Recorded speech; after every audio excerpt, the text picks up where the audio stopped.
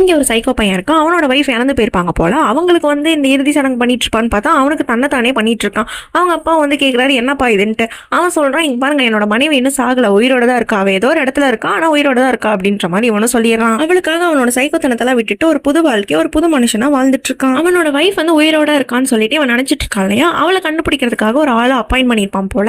அதாவது இந்த மாதிரி மயூரான்ற பேர்ல வந்து யாராவது கிடைச்சாங்கன்னா உடனே என்கிட்ட இன்ஃபார்ம் பண்ணு அப்படின்ற மாதிரி. அவனோட மனைவிக்காக மயூரான்ற பேர்ல ஹோமியோபதி கிளினிக் வந்து அவன் ஆரம்பிச்சிருப்பான் போல. அப்போ அங்க ஆபத்துல இருக்க ஒரு பையனை வந்து இவன் காப்பாத்துவான். அதாவது இவன் மேல சேரெல்லாம் படும்.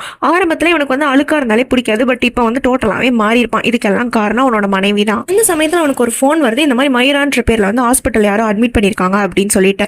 இவனும் தன்னோட மனைவியோட ஷாலை வந்து கையில எடுத்துட்டு ஹாஸ்பிட்டலுக்கு போய் பாக்குறான், அது அவனோட மயூராவா இருக்குமோ அப்படின்னு சொல்லிட்டு. உள்ள போய் பார்த்ததான் தெரியுது அது அவனோட மயூரா கிடையாது, மயூரான்ற பேர்ல வேற ஒரு பொண்ணு அங்க படுத்திருக்கான்னு சொல்லிட்டு. அவன் உடனே கடவுள்கிட்ட வந்து இந்த மாதிரி சொல்றான், ஏன் கடவுளை என்ன சோதிக்கிறீங்க, 5 மாசமா அவளுக்காக காத்துட்டு இருக்கா, அவ எங்கதான் இருக்கா அப்படின்ற மாதிரி இவனு ரொம்ப அழுதுட்டு இருக்கான். இந்த சைடு தெரியுது மயூரா வந்து உயிரோட தான் இருக்கான்னு சொல்லிட்டு. இந்த சின்ன பசங்க கூட எல்லாம் விளாண்டு இருக்கா, அவ டோட்டலா ஆளே மாறிட்டா. இவனை பத்தியான ஞாபகம் வந்து அவளுக்கு இருக்கா இல்லையானே தெரியல. இதோட ஃபுல் வீடியோ பார்க்கணும்னா கீழே இருக்க லிங்க் டச் பண்ணி பாருங்க. சேனலை சப்ஸ்கிரைப் பண்ணிக்கோங்க.